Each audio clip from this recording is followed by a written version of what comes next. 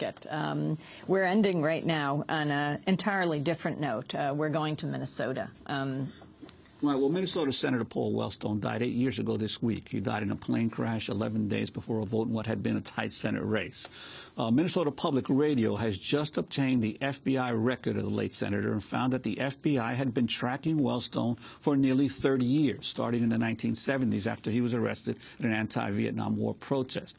The records might also raise new questions about the plane crash that killed Wellstone, his wife, his daughter, and 3 staffers. For more, we're joined via Democracy Now! Video stream by Minnesota Public Radio reporter Madeleine Baran, who obtained the FBI files on the late Paul Wellstone through a Freedom of Information Act request. We only have a minute to go, but if you could just summarize, Madeleine, what it is you found in these documents.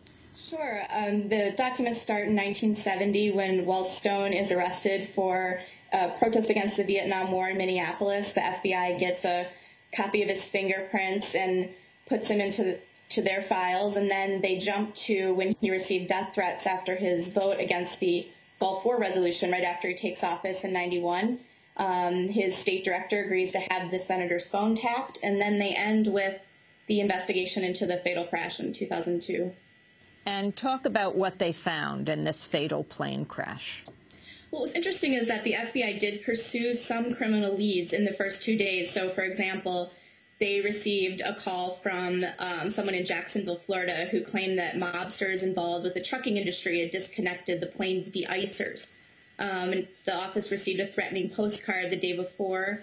Another person said that he heard gunshots in the area right before the crash. So they investigated all of these leads. And so it's interesting to me that they did take them seriously, and they range even from someone saying that an Aryan group might have been involved. So, yeah, and then after 2 days, they passed it along to the National Transportation Safety Board. And in the files on this many years of tracking him, anything especially unusual of the surveillance of him that you found? No, he gets him, right at the tail end of Hoover's tenure at the FBI. So really that 1970 entry is the only one from his activism as a young college professor. It was interesting that such a small-scale protest would make its way into the FBI's file.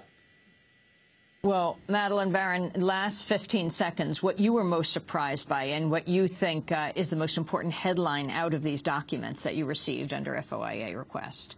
Just the risk that Wellstone took by taking the stance against the Gulf War. Is very scared by these threats he received, and, that sometimes people, take on that risk if they have an unpopular view. Well, I want to thank you very much for being with us, Madeleine Baran, reporter for Minnesota Public Radio. That does it for our broadcast. Democracy Now! Is produced by Mike Burke, Shufa to producer Armata Anjacom, Steve Martinez, Nicole Salazar, Ani Masood, and Rabi Karen. Also special thanks to Mike DeFilippo and Miguel Noguera. Tomorrow night, Saturday night, on the 30th, I'll be speaking at Busboys and Poets at 7 o'clock in Washington, D.C. At 1025 5th Street at K Street. I'm Amy Goodman with Juan Gonzalez. You can go to our website for all details. Thanks for joining us.